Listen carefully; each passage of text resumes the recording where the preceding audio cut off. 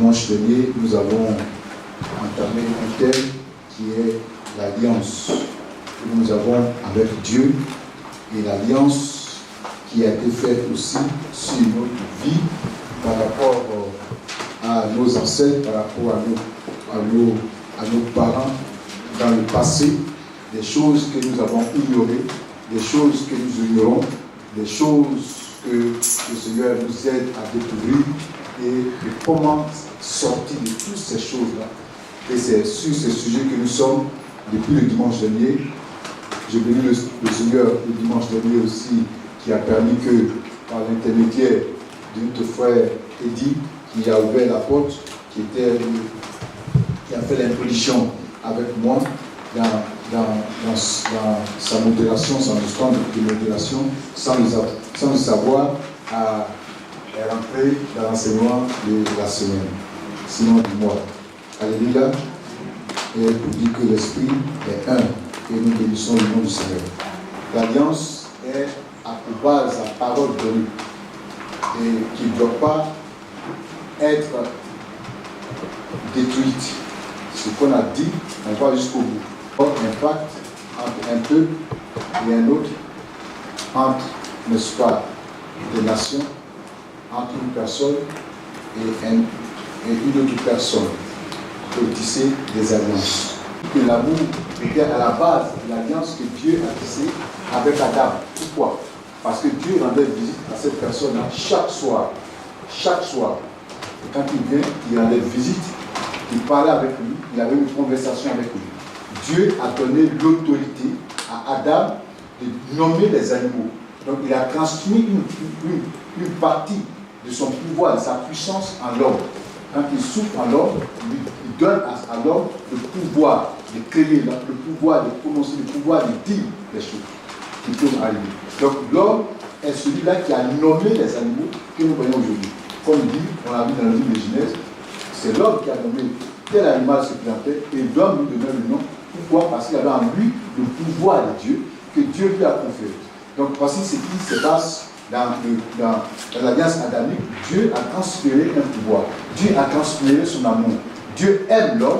Dieu est attaché à l'homme. L'homme est attaché à Dieu. Jusqu'à ce que la désobéissance vienne pour se séparer, pour mettre, n'est-ce pas, fin à cette alliance qui était entre l'homme et Dieu. On a parlé que aussi les hommes peuvent s'unir dans un lien, dans une alliance par le mariage, par les liens du mariage. Un exemple qu'on a donné simple, le lien du mariage. Donc voilà, donc deux personnes qui vont aller devant le maire pour se marier, vont échanger les anneaux. Ici, il y a un signe pour eux que depuis ce jour-là, ces deux personnes que vous voyez sont mariées, sont engagées devant Dieu. C'est un pacte, c'est un engagement, c'est un apport que j'ai fait pour vivre ensemble désormais. Amen. Et voici ce qu'on a parlé d'alliance. Je vais vous donner un exemple typique de mon nom au pays qui a parlé, n'est-ce pas, de notre alliance, de l'alliance de notre peuple à un autre peuple, et comment cela s'est fait. Sur le plan diabolique, l'ennemi pense cela pour transformer sur le plan diabolique, pour amener des sacrifices humains à la base des alliances entre les peuples. Et ça, c'est dangereux. Pour cela, on a parlé de toutes ces choses pour dire qu'il y a dans quelques familles, pas peut-être toutes les familles, mais dans la majorité des familles africaines, des alliances qui sont tissées par des aïeux que nous ne savons pas et qui agissent aujourd'hui, même encore sur nous, parce que nous sommes dans cette alliance tant que nous n'avons pas décidé de rompre cette alliance. Nous n'avons pas décidé de nous séparer de ces alliances continueront d'agir sur nous. Pourquoi? Parce que chaque alliance, derrière chaque alliance, il y a un autel. Et chaque autel, sur chaque autel est invoqué, n'est-ce pas, le nom de chaque membre de la famille qui fait partie, de chaque personne qui fait partie de cette famille. Et en tant que membre de cette famille, si dans ta prière, tu ne cherches pas à te délier, à te séparer de cette alliance par la prière, en réclamant le sang de Christ, parce que derrière l'alliance que nous faisons avec le Seigneur, nous avons l'autel qui replante sur nous, c'est le sang de Christ qui est versé sur cet autel. Alléluia. Donc je lui ai aussi dit que l'alliance qui a été faite par les ancêtres est souvent renouvelée est représentée par l'autel plutôt, et l'autel est renouvelé. Les alliances qui sont faites sur cet autel-là sont renouvelées par des sacrifices, ça s'appelle des sacrifices humains, ça s'appelle des sacrifices des animaux.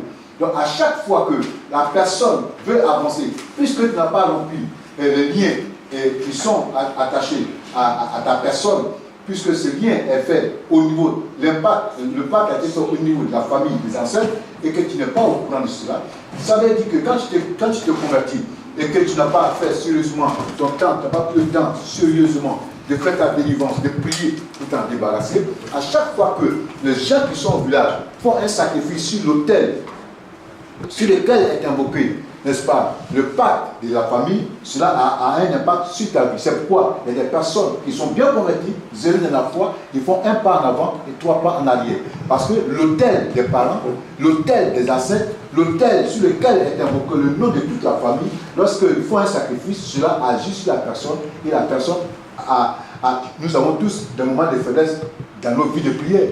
Et quand ce temps arrive et que ce moment est aussi là, et que les gens font les sacrifices, ça agit sur ta personne et ça fait que tu fais des pas en arrière au lieu d'avancer. Est-ce que vous avez compris? Donc voici ce qu'on a dit déjà la première fois de ce qui concerne les alliances et les autels. Donc nous allons continuer aujourd'hui de la seconde alliance qu'on appelle l'alliance de Noé. Amen. L'expulsion d'Adam et d'Ève du jardin d'Éden. Pourquoi? Parce qu'ils ont péché, ils n'ont pas confessé. Mais ce que Dieu va faire, lorsque je dis le dimanche de nuit, Dieu pose la question à Adam, lorsqu'il vient dans le jardin le soir, il pose la question à Adam. Adam dit, j'ai entendu ta voix, je me suis caché. J'ai entendu ta voix et je me suis caché. Il dit, qui t'a dit que tu es caché? Qu'est-ce qui a fait que tu es caché? Il dit, c'est parce que je suis nu et je suis caché.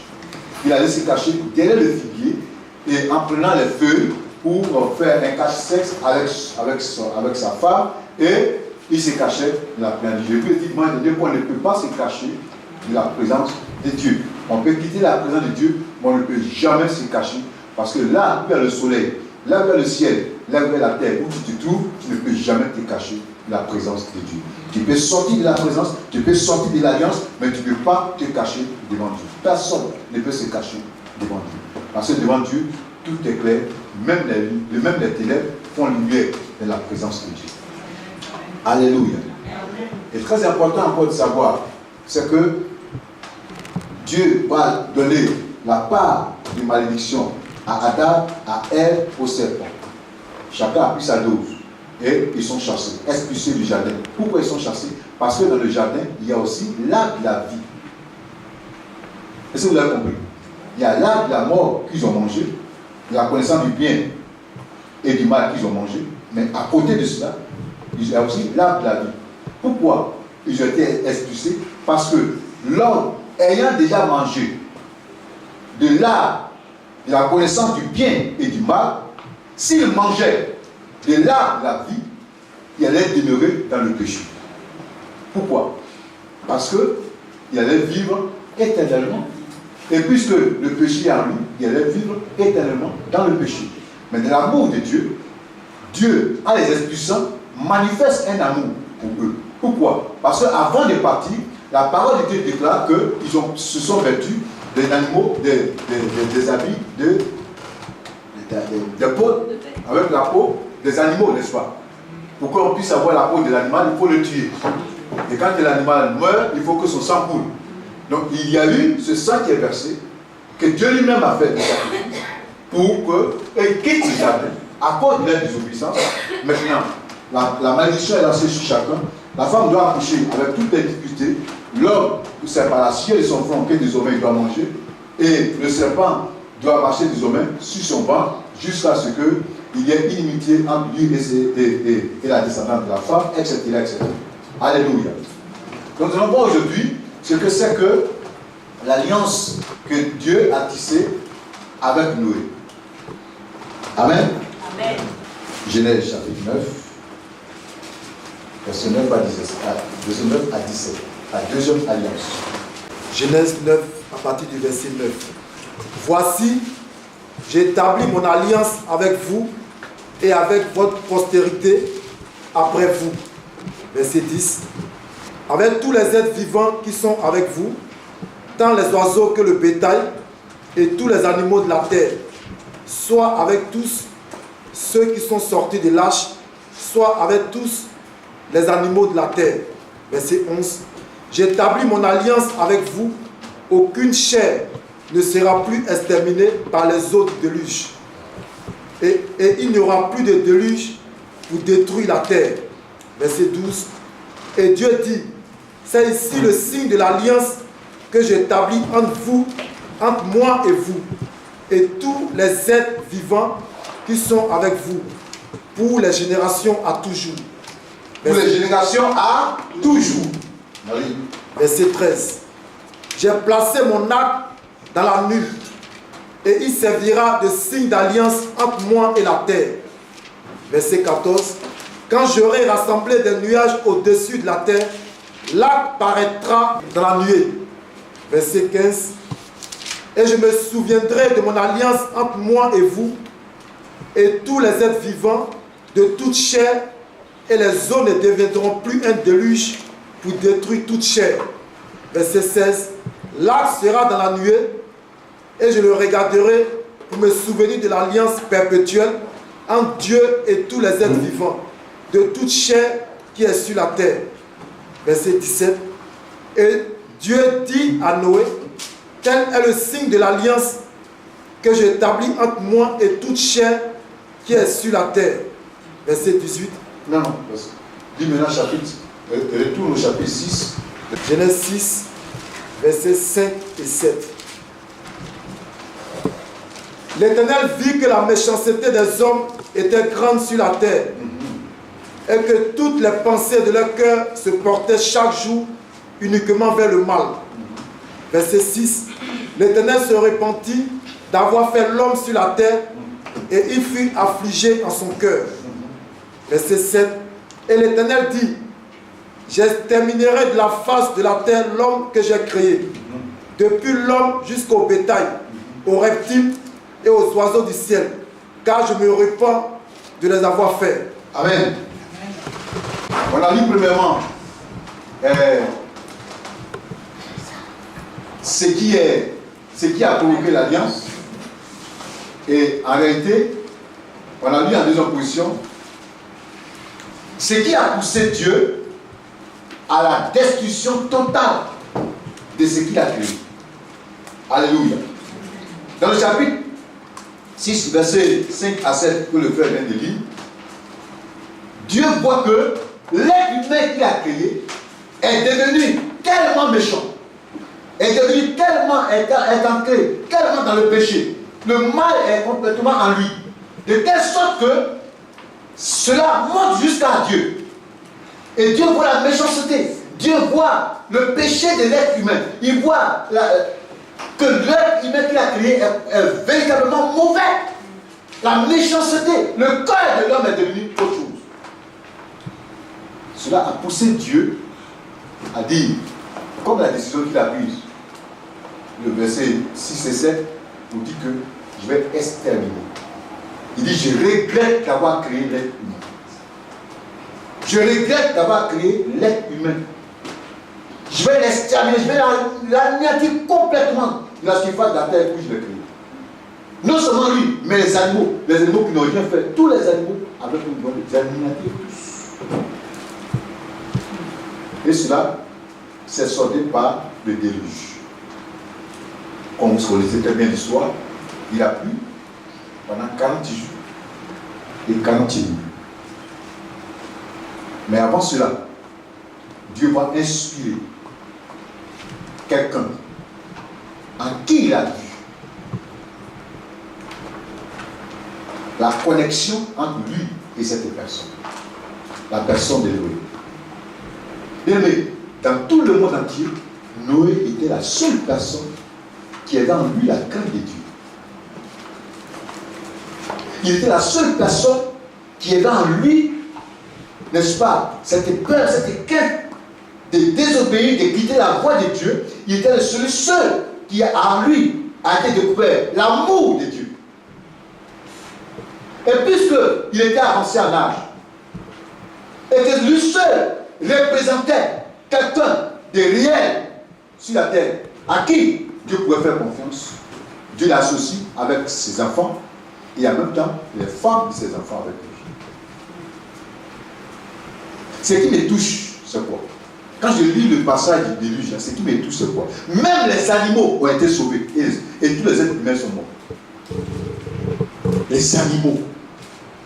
Dieu a pris deux. Un couple de chaque animal était réclamé dans l'arche.